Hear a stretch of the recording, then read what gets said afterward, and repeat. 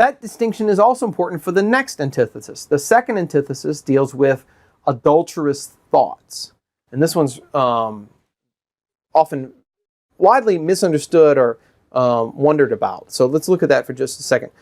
Jesus points out that in the Ten Commandments, Moses forbids adultery, right? Which would be having relations with another person's spouse, right? And breaking the marriage covenant.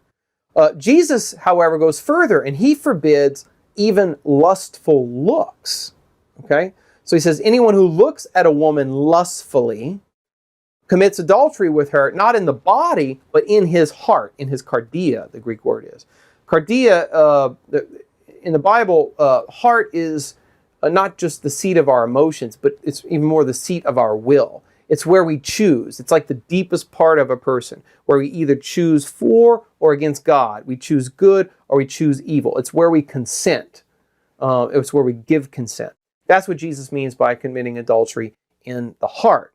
And this is one of those times, too, where I found Augustine is a very helpful commentator here. Because what he's saying here, he makes a distinction, and the tradition makes a distinction along these lines as well, that Jesus does not say whoever experiences desire for a woman, because attraction to another person is a natural passion, it's a natural emotion. It can come on involuntarily.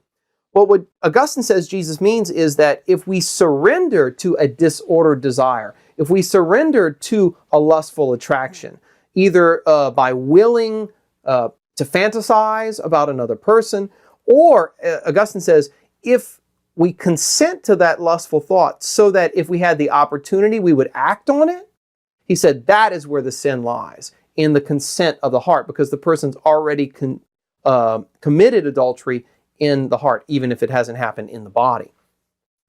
That's the deeper meaning, that's the precise meaning of what Jesus is getting at here.